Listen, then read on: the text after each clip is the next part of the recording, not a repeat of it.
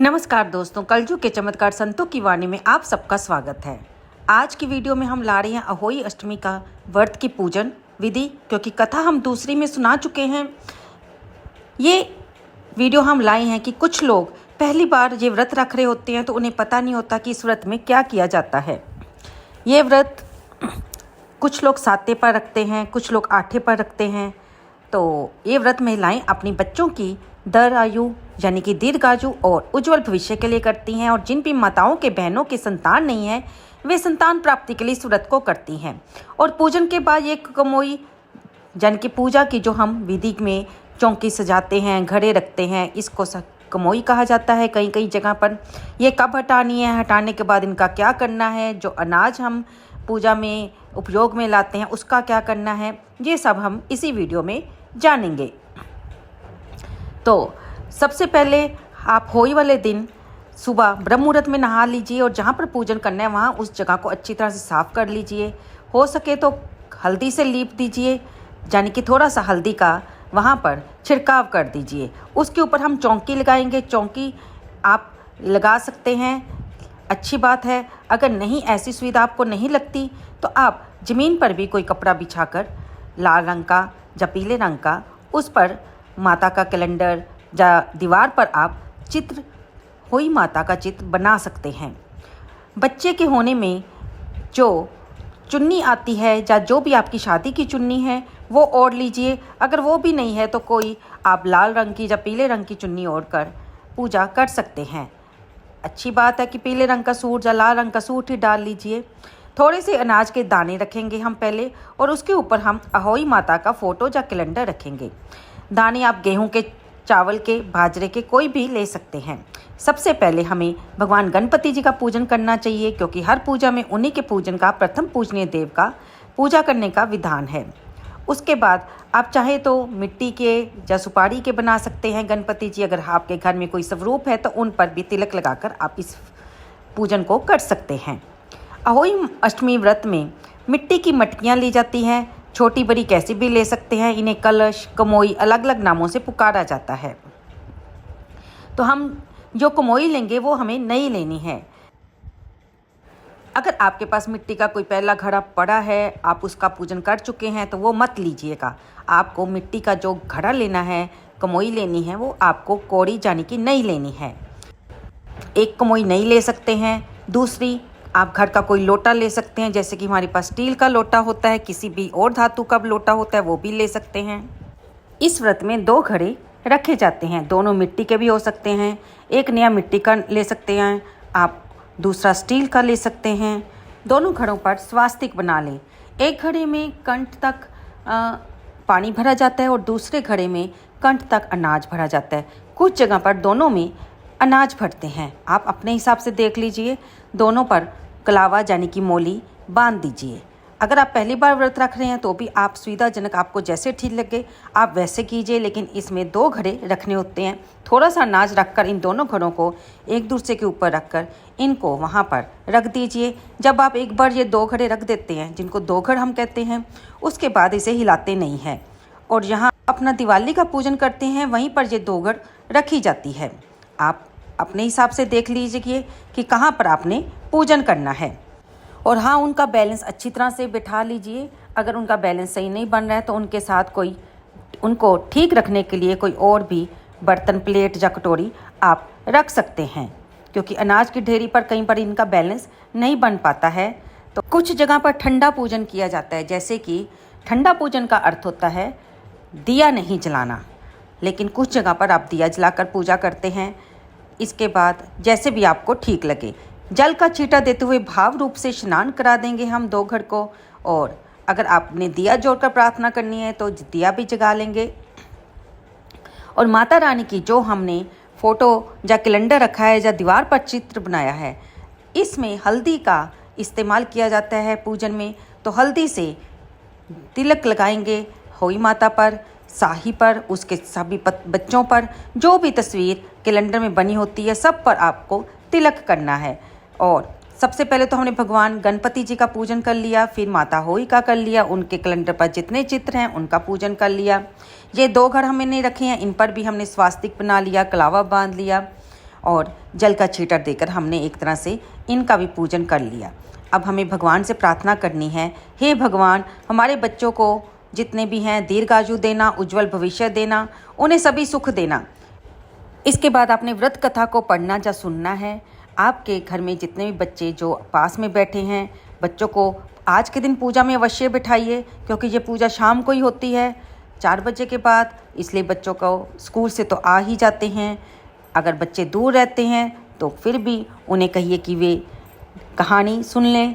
और आजकल तो इतनी फैसिलिटी है कि आप फ़ोन पर भी उनको कहानी सुना सकते हैं।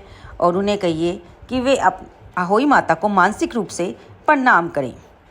फिर वस्त्र रूपी कलावा जब सब पर हमने अर्पण कर दिया, उसके बाद माता रानी को भी हमने चुनरी अर्पित करनी है।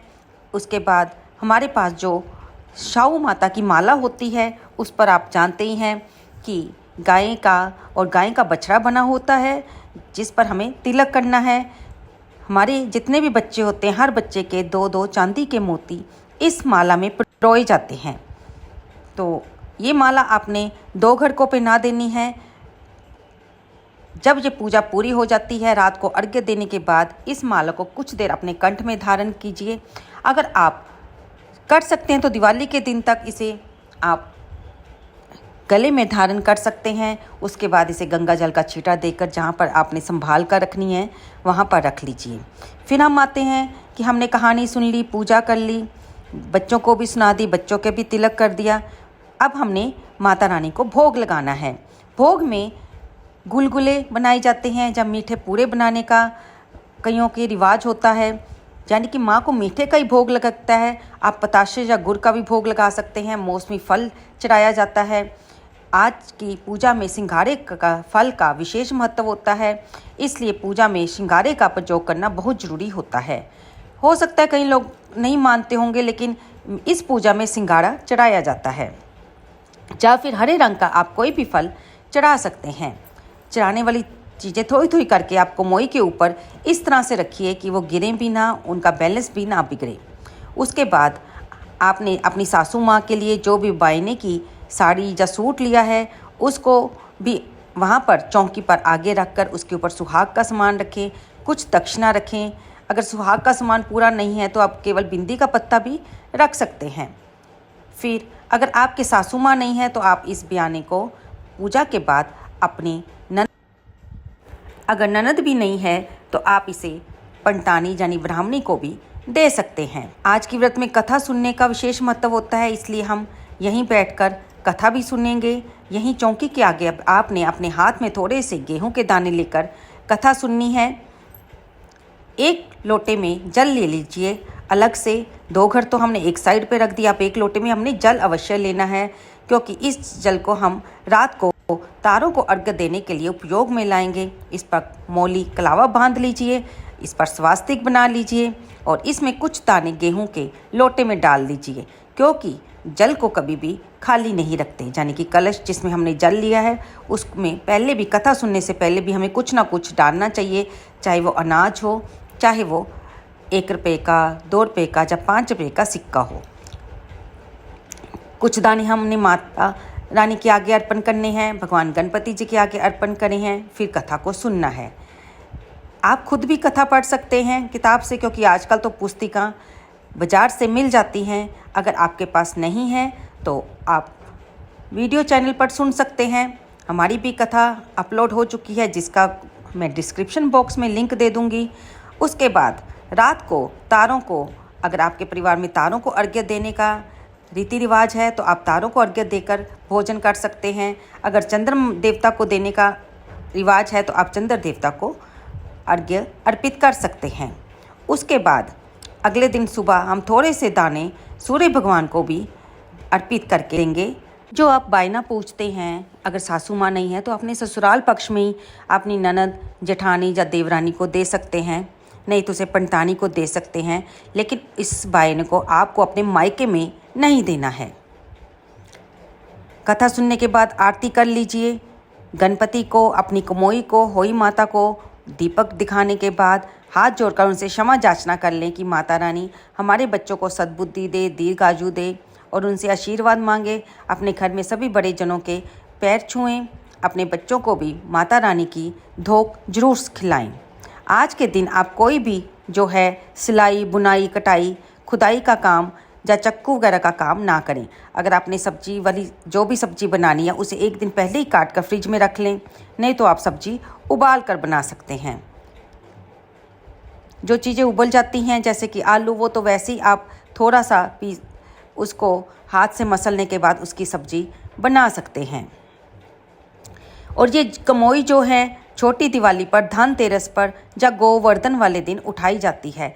अलग अलग जगह पर अलग अलग रिवाज होता है। इसको उठाने के बाद जल से जो है ना आप पहले घर में छिड़काव कर लीजिए, उसके बाद बच्चों को स्नान कराते हैं। कुछ लोग गाय के खूंटे पर इस जल को डाल देते हैं, कुछ लोग इस जल को पौधों में डाल देते हैं। आपको जैसे ठीक लगता है आप इस जल से चंद्रमा या सूर्य को भी अर्घ्य दे सकते हैं। अब जो दूसरे कलश में हमने अनाज पड़ा था उसे आप किसी ज़रूरतमंद को दे सकते हैं। उसमें से कुछ हिस्सा पक्षियों के लिए छत पर डाल सकते हैं, कुछ हिस्सा आप मंदिर में दे सकते हैं। तो इस प्रकार से आप इस सामान का जो हमने पूजा में उपयोग किया है आप उसका सदुपयोग कर सकते हैं, ताकि उसका अनादर भी ना हो और उसका सही इस्तेमाल भी हो जाए। तो उम्मीद करती हूँ आपको ये वीडियो पसंद आई होगी। तो इस वीडियो को शेयर करना, लाइक करना ना भूलें। कमेंट बॉक्स में जय होई माता लिखना बिल्कुल ना भूलें। धन्यवाद दोस्तों।